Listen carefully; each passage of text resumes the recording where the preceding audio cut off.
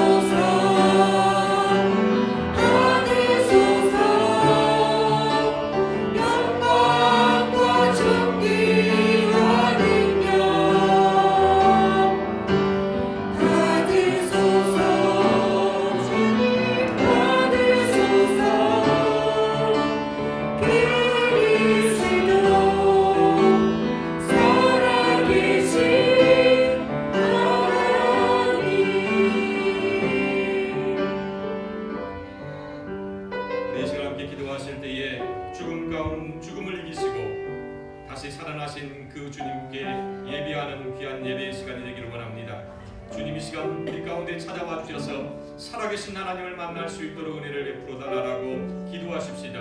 우리의 삶에 주님께서 다시금 불일 듯 일어나는 은혜를 베풀어 달라고 부활주일 예배를 위하여서 다같이 함께 통성으로 기도하겠습니다. 좋으신 아버지 하나님 참 고맙고 고맙습니다. 오늘 하루도 저희들에게 한 달을 허락하여 주시고 하나님 조정으로 불러내어 주신 은혜 참으로 고맙습니다. 그러신 아버지 하나님 정말 죽음을 이기시고 부활하신 주님의 그 부활의 기쁨이 우리들 가운데 흘러넘칠 수 있도록 도와주시고 온전히 하나님께만 영광이 될 수 있도록 은혜를 베풀어 주옵소서. 예배 가운데 아직 동참하지 못한 주의 권속들을 기억하여 주시며 아버지 하나님의 정말 각 축소에서 예배하는 이들도 우리 주님 기억하여 주셔서 하나님의 놀라운 은혜 주님 베풀어 주시옵소서.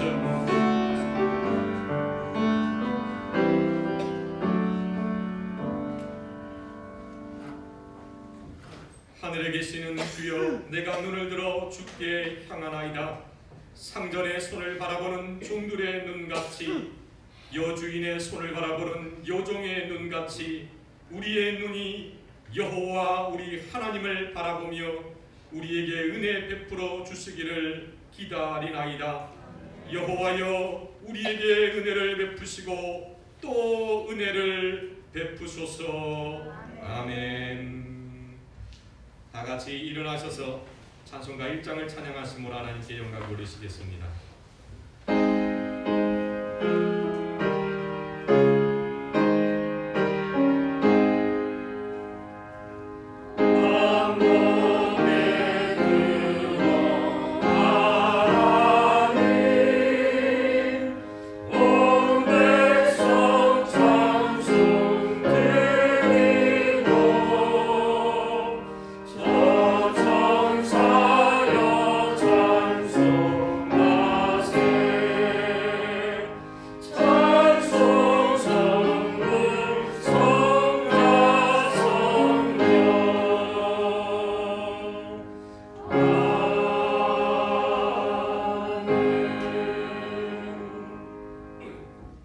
사도신경으로 우리의 신앙을 고백합니다.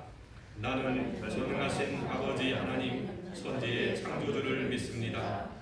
나는 그의 유일하신 아들 우리 주 예수 그리스도를 믿습니다.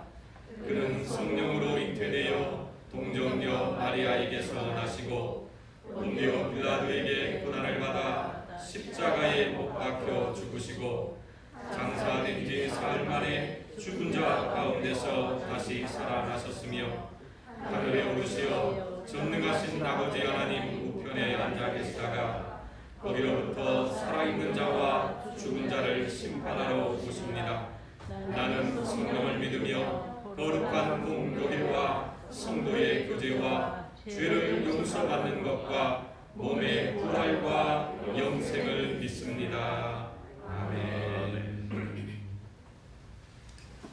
다 같이 앉으셔서 찬송가 165장 함께 찬양하시겠습니다.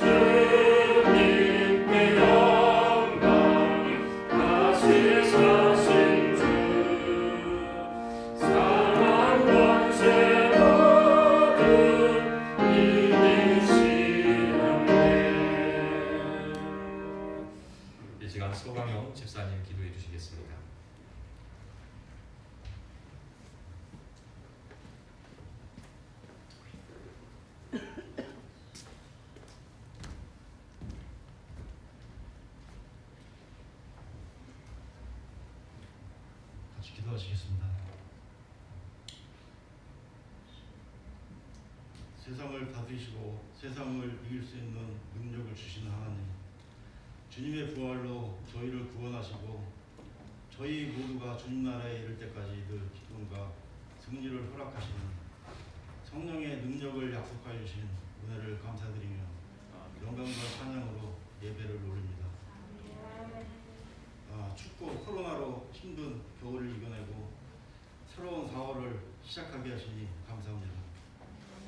두려워하고 탐욕으로 가득 찬 저희의 마음을 흩어주시고 십자가에 보여주신 주님의 사랑으로 가득 채워주셔서 가정이 회복되고 사랑이 넘치고 정의가 가로서는 사회가 될 수 있도록 주여 도와주시옵소서. 지금까지 지내온 것이 모두 하나님의 은혜인 것을 모두 인정하고 믿습니다. 앞으로도 늘 저희와 함께 하여 주실 줄로 믿습니다. 온 정성을 모아 예배드리는 저희들을 기억하여 주시고 모든 성도들에게 함께 하시어 말씀의 능력과 지혜를 주시옵소서. 이 예배를 통해 지친 몸과 영혼이 힘을 얻는 큰 은혜의 시간이 되게 하여 주시고 예수님의 이름으로 기도드립니다. 아멘.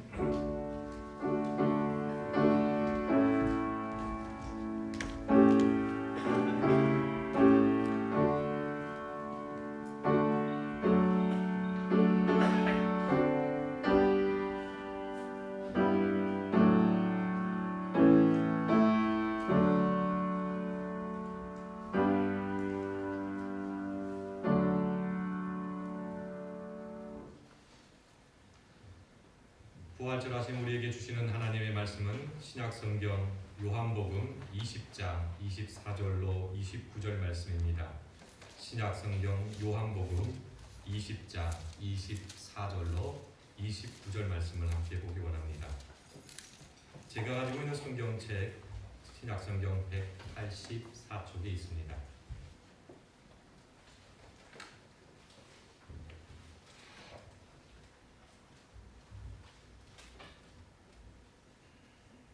다 찾으신 줄 알고 저와 함께 한 구절씩 교독하겠습니다. 제가 먼저 24절 말씀을 읽겠습니다. 12 제자 중에 하나로서 디두모라 불리는 도마는 예수께서 오셨을 때에 함께 있지 아니한지라. 다른 제자들이 그에게 이르되 우리가 주를 보았노라 하니 도마가 이르되 내가 그의 손에 벽적을 놓으며 내 손가락을 그 벽창에 넣으며 내 손을 그 옆구리에 넣어보지 않으면 믿지 아니하노라 하니라. 여드레를 지나서 제자들이 다시 집 안에 있을 때에 도마도 함께 있고 문들이 닫혔는데 예수께서 오사 가운데 서서 이르시되 너희에게 평강이 있을지어다 하시고 도마에게 이르시되 내 손가락을 이리 내밀어 내 손을 놓고 내 손을 내밀어 내 옆구리에 넣어보라. 그리하여 믿음 없는 자가 되지 말고 믿는 자가 되라. 도마가 대답하여 이르되 나의 주님이시요 나의 하나님이시나이다. 예수께서 이르시되 너는 나를 본고로 믿느냐. 보지 못하고 믿는 자들은 복되도다 하시니라. 아멘. 이 시간은 특성으로 하나님께 영광 돌리실 때에 허락해 주시면 오늘은 좀 마스크를 좀 벗도록 그렇게 하겠습니다. 좀 곡이 큰데요. 멀리 떨어져서 찬양을 하나님께 특성으로 영광 돌리겠습니다. 괜찮으시죠? 네, 오늘 좀 양해 부탁드리겠습니다.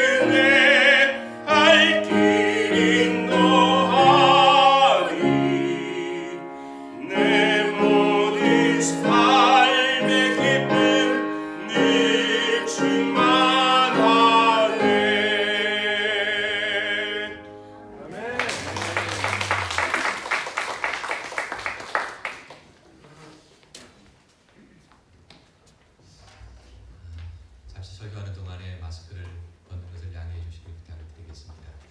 여러분들은 답답하실 텐데 교회에서 마스크를 저만 벗고 있게 되어서 참으로 송구스럽게 생각합니다.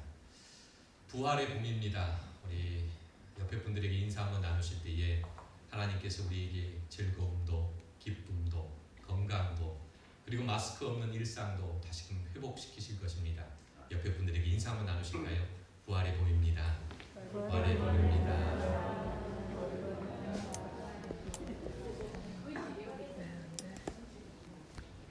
봄이란 단어는 참 좋은 것 같죠? 누가 제게 물었으니 어느 계절이 가장 좋습니까? 라고 물어서 제가 대답하기를 저는 봄이 제일 좋습니다. 1년에 봄이 7개월 정도 됐으면 좋겠다라고 제가 항상 이야기합니다. 이유는 봄은 뭔가 살아나는 것 같잖아요. 계속해서요. 그래서 봄이었으면 계속해서 봄이었으면 하는데 저희 나라는 봄은 짧고 훅훅 지나가 버리니까 계절이 어떻게 되는지 모르겠습니다. 그런데 지금은 정말 봄입니다. 뭐가 안 되는 거죠?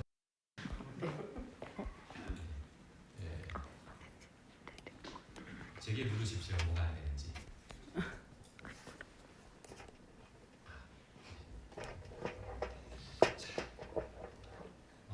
우리 두 분의 노력은 이렇게 바라봐 주시고요. 이제는 저를 보시면 되겠습니다.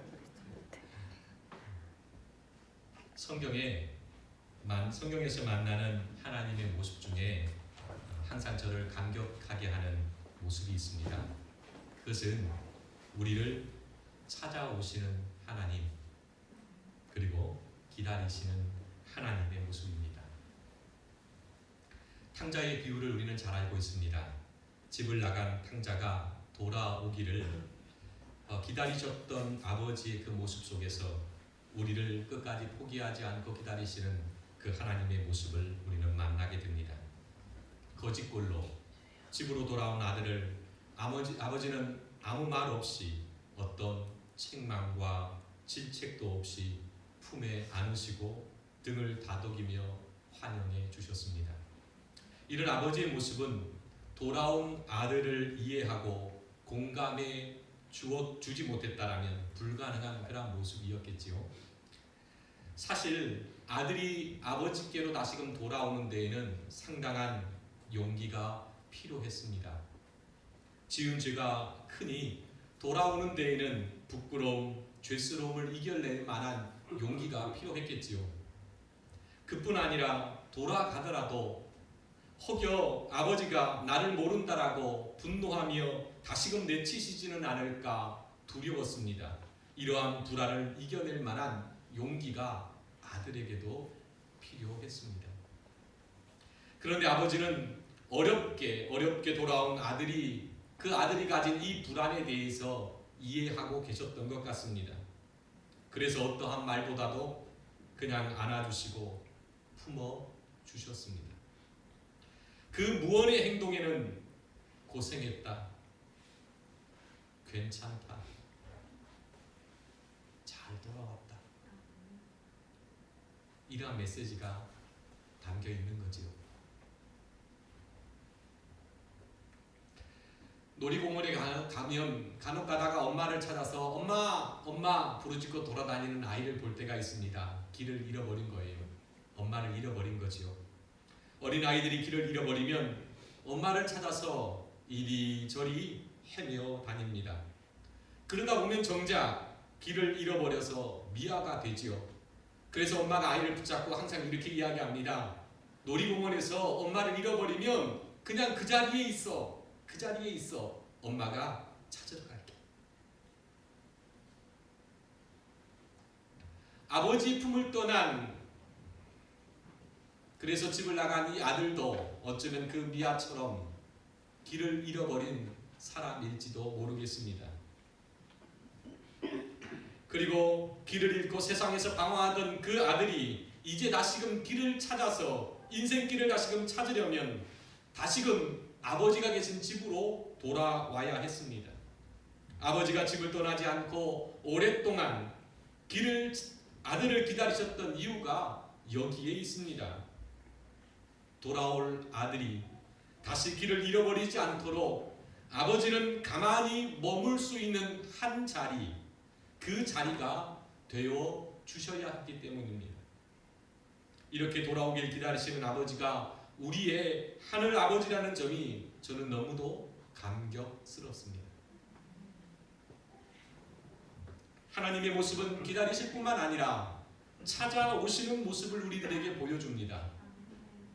부활의 주님이 우리를 찾아오시는 하나님의 모습을 가장 강렬하게 대변해주고 있습니다. 부활하신 주님은 친히 제자들을 찾아오셨습니다. 주님이 종교 지도자들에게 붙잡히시고 십자가에 죽으신 이후에 수많은 제자가 예루살렘을 떠나 각자 자기의 고향으로 돌아갔습니다. 절망을 안고 슬픔을 안고 떠나갔습니다. 그런 제자들을 주님은 먼저 찾아오셨습니다. 큰 슬픔에 사로잡혀 있던 여인들에게 회함과 죄책감에 고향으로 돌아간 베드로와 제자들에게 절망을 안고 엠마오로 내려가던 두 제자들에게도 주님은 먼저 찾아오셨습니다. 이들에게 주님의 부활은 회복이고 치유이고 희망을 의미합니다. 찾아오신 주님을 뵙는 순간에 슬픔은 사라지고 기쁨이 됩니다. 절망은 사라지고 희망이 됩니다. 약함은 사라지고 강함이 됩니다. 고통은 사라지고 회복을 경험합니다. 주님은 슬픔과 고통, 질고와 아픔, 압제와 절망 가운데 있는 사람들에게 먼저 이렇게 친히 찾아오시는 하나님이시라는 사실을 경험할 수 있었으면 좋겠습니다. 주님을 부르고 외칠 힘조차 없는 이들에게도 주님은 그렇게 찾아오십니다. 또한 이 시간 부활의 주님은 병원에 있는 교우들과 코로나로 인해 고통받고 있는 우리의 이웃들과 그리고 궁정의 압제로 고통받고 있는 저 먼 땅 버마에 있는 시민들에게도 평화의 이름으로, 회복의 이름으로, 치유의 이름으로 찾아가 주시기를 기원합니다. 주님이 찾아가셨던 제자 중에는 도마도 있었습니다. 주님의 죽음으로 평강을 잃어버렸던 도마에게 주님은 평강을 되찾아 주시기 위해서 친히 찾아오셨습니다. 그런데 많은 이들이 주님의 부활을 의심했던 도마의 모습을 불신앙으로, 때로는 믿음 없음으로 오해하기도 합니다. 그러나 주님의 부활을 의심한 도마의 모습은 불신앙 혹은 믿음 없음의 전형이 결코 아닙니다. 우리는 흔히 도마가 믿음이 없다라고 생각하는 근거로 두 구절의 말씀을 듣습니다. 우선 27절에 그리하여 믿음 없는 자가 되지 말고 믿는 자가 되라 라는 이 말씀이요. 그리고 29절에 너는 나를 본고로 믿느냐 보지 못하고 믿는 자들은 복되도다 라는 이 말씀이죠. 우리는 흔히 이 두 구절의 말씀을 가지고 도마의 믿음은 도마는 믿음이 없었구나, 불신앙의 전형이구나 이렇게 오해합니다. 그런데 중요한 점은 주님은 그렇게 생각하지 않으셨다라는 거죠. 아니 그런 것 같아요. 주님이 이런 도마를 먼저 찾아오셨기 때문입니다. 정말로 당신을 배반하고 떠나버렸다라면, 그래서 마치 부인했다라면 다시 찾아올 일이 없겠죠. 그런데 주님께서는 먼저 도마를 찾아오셨습니다. 그리고 도마를 만나자마자 믿음 없음을 책망하지 않으셨습니다. 도마를 만난 주님이 제일 먼저 하신 일이 무엇이죠? 너는 어쩜 그럴 수가 있니? 너는 어쩜 그럴 수가 있어? 나를 버리고 그렇게 도망가고 나를 그렇게 부인하고 심지어 내가 부활했다는 이 소식도 너는 어떻게 믿지 않을 수가 있어? 책망하셨던가요? 화를 내셨던가요? 아니요. 오신 주님께서 도마에게 한 첫 번째 말씀은 평강이 있을지어다 했어요. 도마의 마음이 얼마나 불안했을까요? 절망 가운데 얼마나 낙심했을까요? 평강을 잃어버리고 안에 내 마음 깊숙한 곳에 있는 것은 불안과 불평만 가득했을 거예요. 슬픔만 가득했겠지요. 그 주님에게 주님이 오셔서 주님이 도마에게 오셔서 하신 첫 번째 말씀이 평강할지어다. 평강할지어다. 저는 이 말씀 한마디 속에 너무나 많은 이야기가 담겨 있다고 생각해요. 불안하지, 그래 슬프지, 고통스러웠지, 괴로웠지, 죄스러웠었지. 괜찮아, 괜찮아. 평강할지어다. 그리고 주님은 도마에게 손을 내미셨습니다. 주님은 도마의 의심 그 자체를 문제 삼지 않으셨습니다. 그것은 관심 밖이었던 것 같습니다. 도리어 당신의 죽으심으로 인해 평강을 잃어버린 도마를 안타깝게 생각하셨습니다. 도마의 의심을 주님은 누구나 가질 수 있는 나약한 인간의 연약함으로 받아들이셨습니다. 이렇게 보면 27절의 말씀은 책망이 아니라 도마를 향한 주님의 소망이고 바람이며 안타까움이라고 우리는 해석할 수 있습니다. 29절 말씀도 어떻게 보느냐에 따라 달리 해석할 수 있습니다. 도마는 부활하신 주님을 직접 만난 사람입니다. 도마는 주님을 직접 만졌어요. 만났던 사람이지요.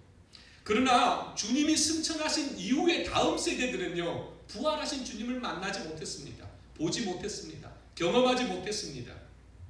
이들은 오직 앞 세대의 말만 듣고 부활의 주님을 믿어야 하는 그런 사람들이었습니다. 말 그대로 세상 말로 맨 땅에 헤딩하는 사람들이에요. 아무것도 보이지 않는 곳에서 무언가를 창조해내야 하는 그런 사람들이죠. 그게 어려운 거죠. 그래서 주님이 도마에게 말한 이 말은 사실은 도마를 책망하는 말씀이 아니라 아무것도 없는 보지 않고 믿어야 하는 다음 세대의 사람들을 향하여서 우리 주님이 하신 말씀이다라고 이해할 수 있습니다. 그러니 도마를 책망하려고 하는 목적이 아닌 거죠. 너 외에 보지 않고 믿는 그 사람은 복되다라고 축복하시는 말씀이다라고 이해할 수 있습니다. 이제 우리는 도마의 의심을 달리 보는 것이 필요합니다. 우리는 예수께서 도마의 의심을 믿음의 한 차원으로 보셨다라고 생각해야 합니다. 도마의 믿음은 보지 않고 믿는 것보다도 조금만 좀 낮춰주시겠습니까? 보지 않고 믿는 것보다도 못한 작은 믿음일 수 있어요. 그렇죠. 보지 않고 믿으면 훨씬 좋은 믿음이죠. 그러니 보고도 믿기 어려워했던 도마의 믿음은 참 작은 믿음이에요. 그러나 저는 이것도 괜찮다라고 생각해요. 겨자씨보다도 작은 그 믿음이 이 세상을 옮길 수 있고 산을 옮길 수 있다라고 말씀하셨는데 작은 믿음은 어떻겠습니까? 그런데 중요한 것은 주님께서도 그 도마의 작은 믿음을 결코 책망하지 않으셨다라는 거예요. 주님은 연약함을 가진 보통의 사람들이 가질 법한 그 의심을 이해하셨습니다. 도리어 그 의심 속에서 확인하고 검증하고 믿겠다라고 하는 도마의 의심을 합리적인 믿음의 차원으로 보고 계십니다. 도마의 믿음은 보고 믿는 믿음이에요. 실제를 확인하고 믿는 믿음입니다. 일명 합리적인 의심에 근거한 믿음이라고 말할 수 있습니다. 예수께서 보지 않고 믿는 것이 복되다라고 말씀하셨지만 도마의 믿음을 폄하하지 않으셨다라는 게 중요합니다. 사실 도마만 주님의 부활을 의심했을까요? 죽은 자가 다시 살아나는 것이 그렇게 쉽게 납득되고 이해되고 받아들여질 일입니까? 여러분 스스로에게 한번 물어보십시오. 더욱이 주님이 잡히시던 날 모두 도망치고 부인했던 제자들이 죽은 주님이 다시금 살아난 사건을 쉽게 받아들이고 쉽게 믿을 수 있었을까요? 마가는 마가복음 16장에 굉장히 중요한 말을 짧게 써놨어요. 그게 바로 뭐냐면 부활하신 주님께서 제자들에게 나타났는데 보이셨는데 제자들이 아무도 믿지 않더라는 거예요. 부활하신 주님이 나타나셔서 보이셨음에도 불구하고 그 소식을 들은 제자들 사도들도 믿지 아니하더라. 엠마오에 내려갔던 두 제자도 처음에 믿지 않았다라고 이야기하고 있습니다. 이 말이 무슨 말일까요? 도마만이 아닌 거예요.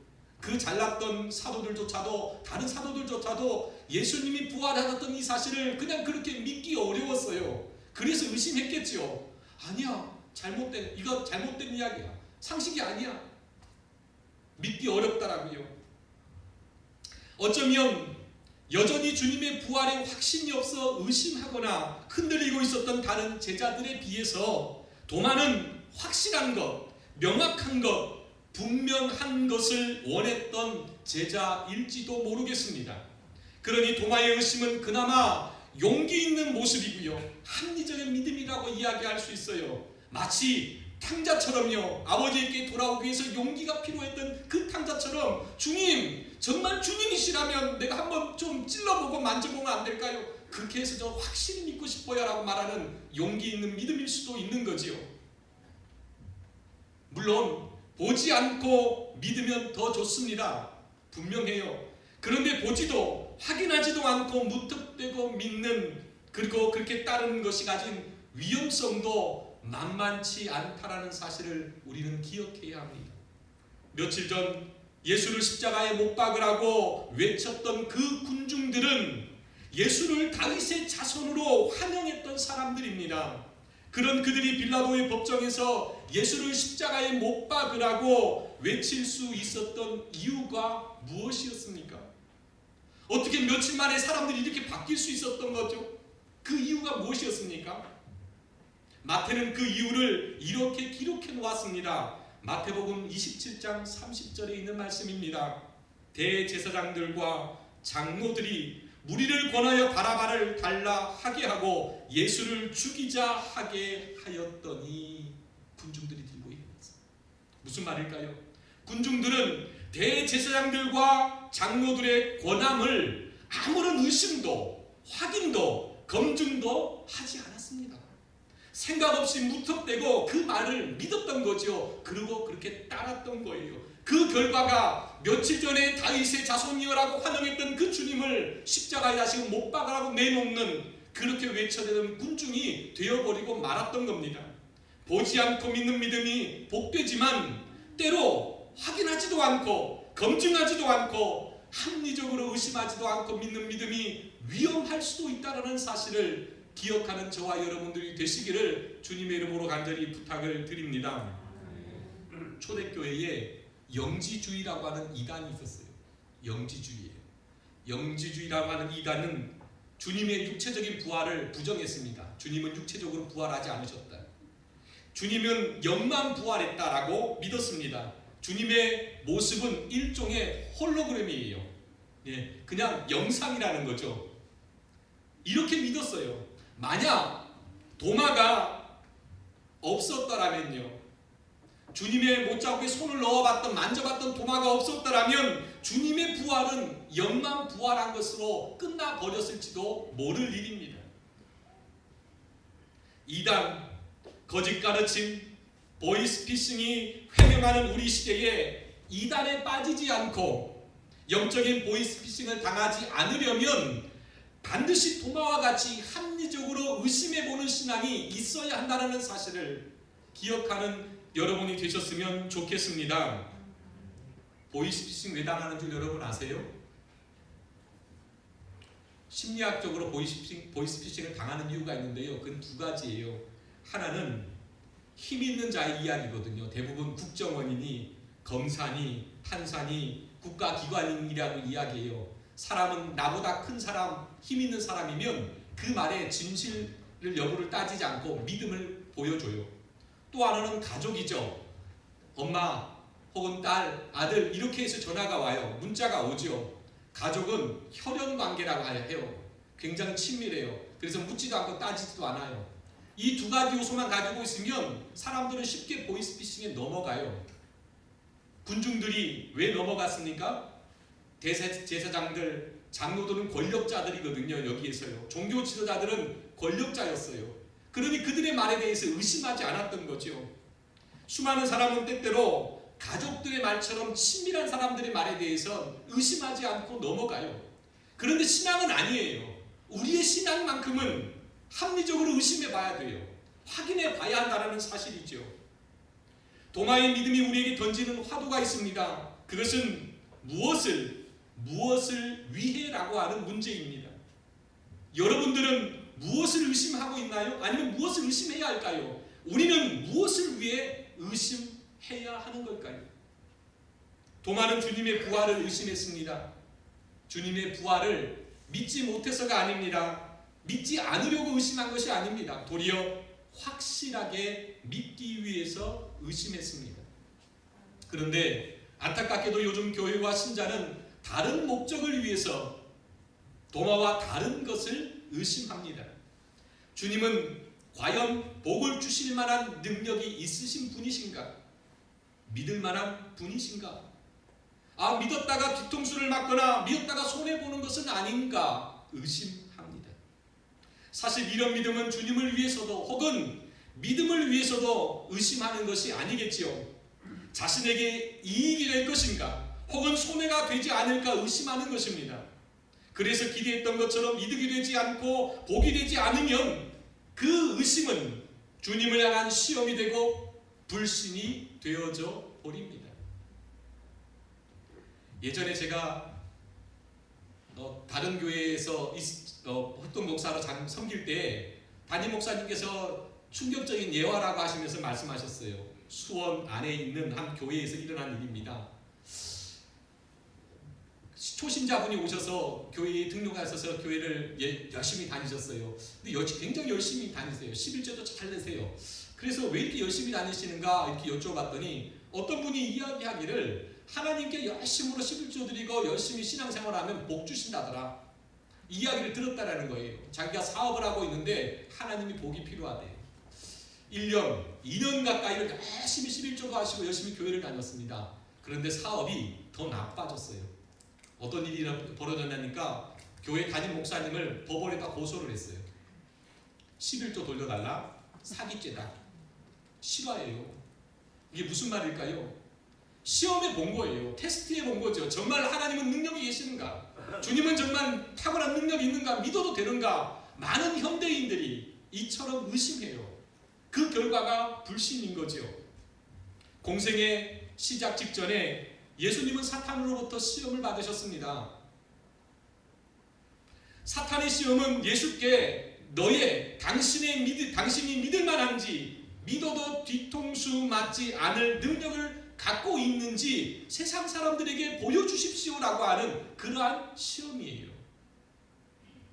사실 이 시험은 사탄의 시험이지만 사람들의 의심을 대변한 시험이다라고 이야기할 수 있습니다. 수많은 사람들이 예수님 앞에서 내가 당신을 믿어도 손해가 없을지, 문제가 되지 않을지, 괜시리 믿었다가 손해를 보거나 다른 신으로부터 노여움을 받지 않을지 먼저 확인시켜달라고 의심합니다. 요구하지요. 이러한 의심을 사탄이 대신해서 예수를 시험한 것이다라고 이야기할 수 있습니다. 이런 시험은 결국 불신으로 이어집니다. 주님이 내게 이득이 될 것인가 아닌가를 의심하는 것은 불신입니다. 우리의 신앙은 더욱 확실하게 믿기 위해서 의심해야 하는 거지요. 도마가 보여주는 것처럼 합리적인 의심, 이것이 우리들에게 필요합니다. 어떤 분들이 우리 시대의 문제를 방종이다라고 이야기를 했습니다. 방자히 행한다라는 거지요. 교회와 신자들의 삶이 자기 소견에 오른 대로 행합니다. 하나님의 뜻에 따르지도 않고 눈치도 보지 않는 사람도 많습니다. 마치 철없는 자식처럼 하나님의 이름을 팔아가며 자기 마음대로 행합니다. 그래서 교회가 세상으로부터 때로 욕을 먹기도 하지요. 잠언 29장 18절 말씀은 이렇게 이유를 설명하고 있습니다. 묵시가 없으면 백성이 방자히 행하거니와. 이 땅에 있는 주의 백성들이 왜 방자히 행합니까? 묵시가 없기 때문이라고 이야기하고 있습니다. 묵시는 영어 성경의 비전입니다. 그런데 비전에 해당하는 단어가 없어요. 그래서 신약 성경에서는 이 묵시를 주의 말씀이라고 이야기를 합니다. 다시 말하면 묵시는 일종의 캐논이에요. 잣대예요. 저울이에요. 기억하세요. 묵시는 저울과 같아요. 무게를 재는 저울 있잖아요. 그런데 천칭 저울이에요. 좌우를 재요. 잣대 아시죠? 30cm 자처럼요. 줄자예요. 우리의 키를 재는 잣대와 같아요. 캐논이에요. 기준이라는 말이죠. 자신의 삶, 신앙, 믿음을 달아보고 재보고 확인하는 것이 묵시예요. 묵시를 우리에게 주신 이유가 바로 뭐냐니까 하나님께서 우리의 신앙의 무게를 달아보시겠다는 말이죠. 우리의 영적인 능력을 재보시겠다는 말이에요. 한 번쯤 우리를 확인해 보시겠다라고 묵시를 주셨다라는 거예요. 하나님은 우리를 저울에 달아보신다라고 말씀합니다. 욥은 하나님께서 자신의 삶이 허위와 속임수로 가득한지 공평의 저울로 달아보신다라고 고백하고 있습니다. 다니엘은 하나님께서 벨사사 왕을 저울에 달아보시니 그의 삶이 부족했다라고 이야기하고 있습니다. 잠언 24장 12절은 하나님께서 이렇게 말씀합니다. 하나님을 마음을 저울질하는 이가 어찌 통찰하지 못하시겠느냐. 그가 각 사람의 행위대로 보응하시리라. 이 같은 말씀들은 방종하고 헛된 것을 쫓았던 백성들의 삶을 하나님께서 저울로 달아보신다. 그러니 스스로 묵시 말씀으로 자신을 경계하라고 하는 교훈을 담고 있습니다. 그러니 우리는 말씀을 기준 삼아서 우리의 신앙, 믿음, 삶을 저울에 달아보아야 합니다. 달리 말하자면 오늘 도마가 보여줬던 것처럼 재보고 확인해보고 의심해 보아야 된다라고 이야기하고 있는 거지요. 세상 사람들 중에 사람들에게 하는 이야기 중에 믿지 말아야 될 것 중에 하나가 자기 자신이라고 하는 이야기가 있어요. 내 자신을 믿지 말아라. 내 생각을 믿지 말아라. 내 경험을 믿지 말아라고 이야기하죠. 의심해 보라는 이야기입니다. 방종하고 방자한 백성은 자신의 말과 행동, 생각, 뜻과 계획이 모두 하나님의 그것이라고 착각합니다. 과연 그러한가 의심하지 않습니다. 저울로 달아보지 않습니다. 그래서 사람의 욕심을 따라 행하면서 자신의 소견에 옳고 눈에 좋아 보이는 대로 행하면서 그것이 하나님의 뜻이라고 생각합니다. 자신의 욕망에 이끌리고 무지에 이끌려서 행동하는 것을 참된 믿음으로 착각할 때도 의외로 많이 있습니다. 방자한 백성은 도마처럼 올바로 믿기 위해서 의심하지 않습니다. 베레와 교회가 그러했던 것처럼 과연 그러한가 합리적으로 의심해보지 않습니다. 이것이 정말 진리인가? 옳은 것인가? 바른 것인가? 하나님이 기뻐하시는 것인가? 혹은 내 욕심을 따르고 있는 것은 아닌가? 의심해보고 검증해보고 저울에 달아볼 수 있는 저와 여러분이 되시기를 주님의 이름으로 간절히 축원을 드립니다. 도마는 주님의 부활을 믿지 못해서 만져보겠다라고 의심한 것이 아닙니다. 확실히 부활을 믿으려고 의심한 거지요. 적어도 부활주일은 1년에 한 번 우리에게 찾아옵니다. 그치요? 1년에 한 번만큼은 제가 여러분에게 부탁드리는데 의심 좀 해보십시다. 나 잘 살고 있는가? 내 신앙은 제대로 된 것인가? 나의 믿음은 좋은 것인가? 바른 것인가? 한 번쯤 1년에 한 번만큼은 도마처럼 우리 자신을 좀 의심해 보자라는 거예요. 다른 사람이 어떤가 의심하지 말고 내 자신을 의심해 보십시오. 나의 신앙을 좀 의심해 보시고 나의 믿음을 의심해 보시고 나의 삶을 의심해 볼 수 있는 저와 여러분이 되셨으면 좋겠습니다. 다이어트 하는 사람들이 가지고 있는 습관 중에 하나가 아침마다 저울에 무게를 재는 거예요. 왜 재죠? 제가 다이어트를 해봤거든요. 무게를 재보면요, 그램 500g만 차이 나도 기분이 묘해져요. 1kg가 빠졌습니다. 밥을 먹고 싶은 마음이 뚝 떨어집니다. 즐거워서요. 안 먹어도 배가 부르거든요 지금. 다음날 내일쯤 되면 또 500g이 빠지지 않을까라는 기대에 밥을 안 먹어도 살 것 같아요. 그래서 무게를 재보죠. 늘었어요. 안 되겠다. 단식이다. 우리들에게도 필요해요. 우리들에게도 정기적으로 1년에 한 번만큼은 저울에 내 자신의 신앙을 재보아야 돼요. 달아봐야 되는 거죠. 내가 허위와 속임수로 가득하진 않은지 내 신앙을 달아보시고 1년에 한 번만큼은 도마가 했던 합리적인 의심의 그 방향을 내 자신에게 비추어서 나는 바른 신앙을 갖고 있는가? 나는 정말 잘 살고 있는 것인가? 참된 신앙인인가? 바르게 믿고 있는가? 우리 스스로를 의심해 볼 수 있는 저와 여러분이 되시면 이 부활의 주님을 다시금 만날 때에 우리는 끊임없이 하나님께로 가까이 나가고 있는, 아니 진실된 신자의 모습으로 주님을 만날 수 있을 것입니다. 더 건강해질 수 있을 테지요. 저라 여러분들이나 부활의 이 아침에 도마가 보여주었던 합리적인 의심으로 우리 자신을 비춰보고 우리 자신의 믿음을 다시 한번 재보고 의심해보고 달아볼 수 있는 그런 모습으로 부활의 주님을 맞이하는 오늘 하루가 될 수 있기를 주님의 이름으로 간절히 축원을 드립니다. 아멘. 기도하십시다. 좋으신 아버지 하나님, 참 고맙고 고맙습니다. 주님, 오늘 이 시간에 저희들이 하나님 앞에 엎드려 주의 말씀을 듣습니다. 부활의 주님, 1년에 한 번씩 맞는 부활주일 예배만큼 이 1년에 한 번만큼은 우리 스스로 우리도 진지하게 도마처럼 우리의 신앙을 의심해보고 나의 믿음을 의심해보고 다시 한번 저울에 재보고 확인해 볼 수 있는 그러한 저희들이 되어질 수 있도록 은혜를 베풀어 주옵소서. 특별히 그리하여서 정말로 내가 바로 믿고 있는지를 우리 스스로 성찰해보고 혹여 그러지 못했다라면 다시금 힘내어서 바로 걷기 위하여서 용기 낼 수 있는 그런 믿음의 주의 권속들 낼 수 있도록 은혜를 베풀어 주옵소서. 예수님의 이름으로 감사 기도하옵나이다. 아멘. 오늘 말씀 기억하시면서 찬송가 342장 함께 찬양하시겠습니다. 찬송가 342장입니다.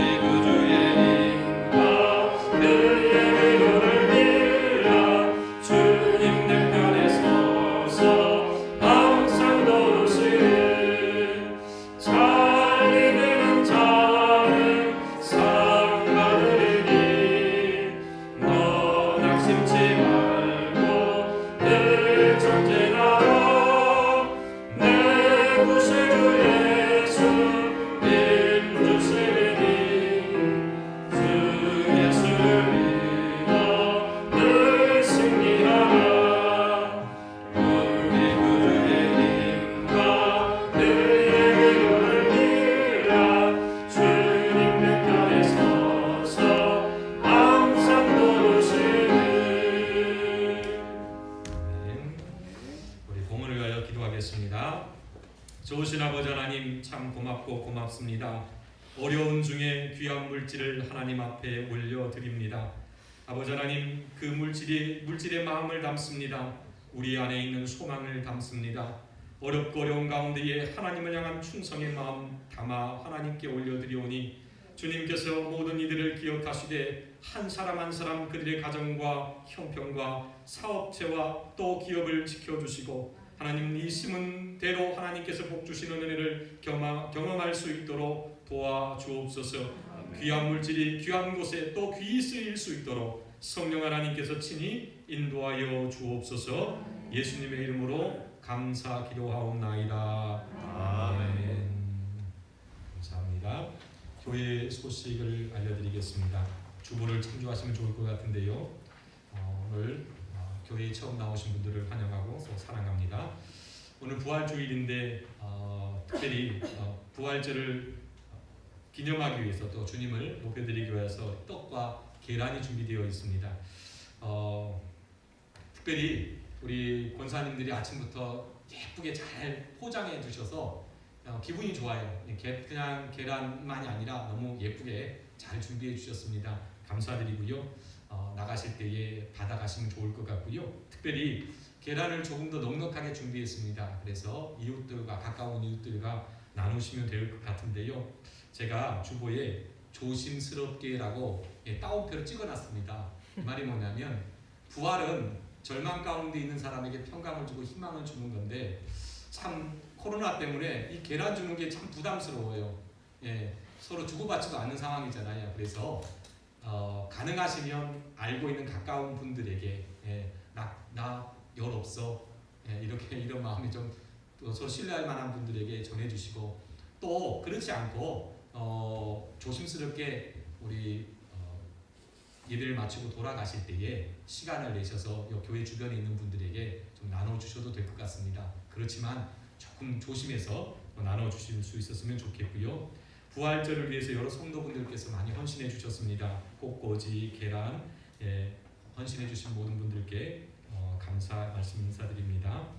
1분기 신구약을 완독하신 분이 계시는데 우리 지난주에 우리 이렇게 축하하지 못했던 우리 김경자 원사님 앞으로 좀 잠시 나와 주시겠습니까?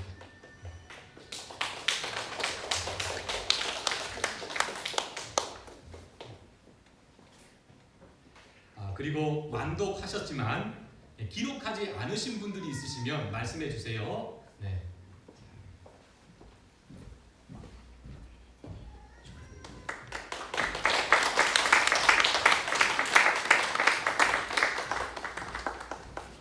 목사님, 저희 성도들이 준비했어요. 아이고. 우리 나라는 아, 네. 앞으로도 수고하십시오. 아이고, 네, 감사합니다.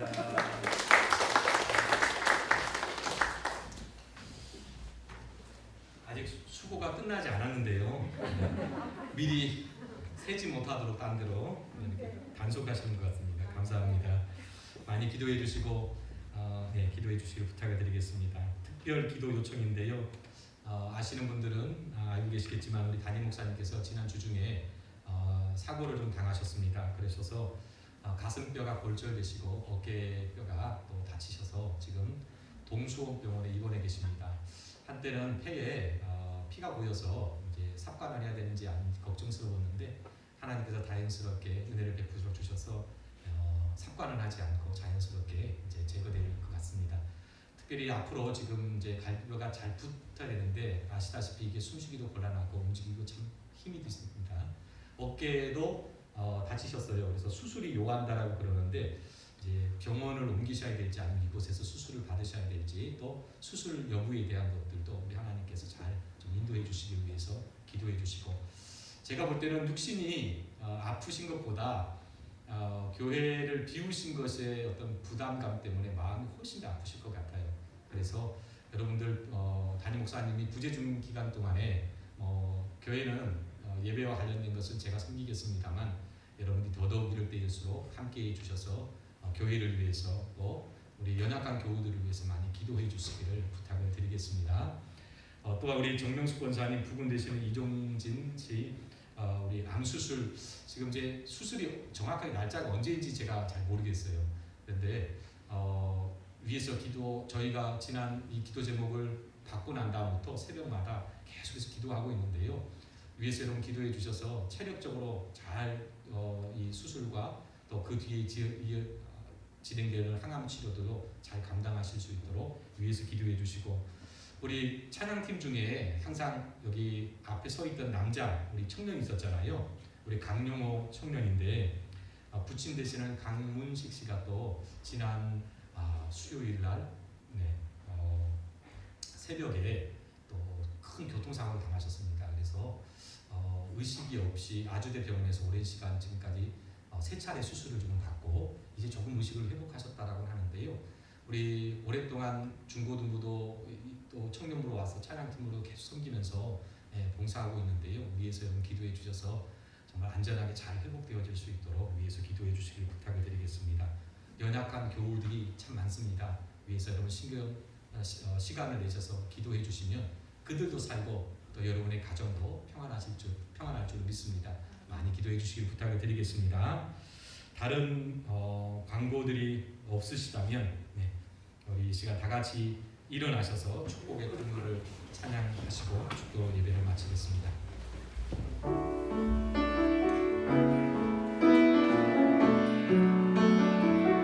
여러분들에게 축복하십시다.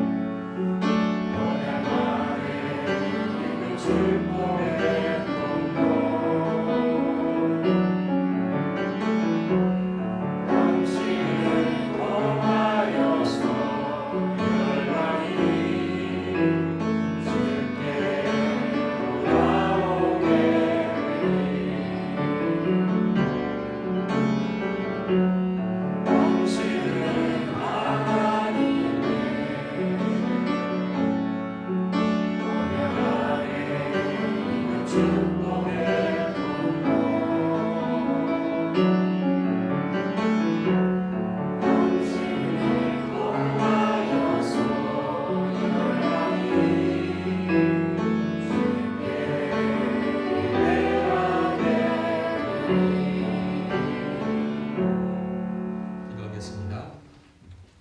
이제는 우리 주 예수 그리스도의 은혜와 아버지 하나님의 크신 사랑하심과 성령님의 교통 충만케 하시고 위로하시는 놀라운 은혜로우심이 모든 주의 권속들과 병상 가운데 있는 주의 백성들과 또 교회와 우리의 가정들 위해 이제로부터 영원토록 함께 있을지어다. 아멘.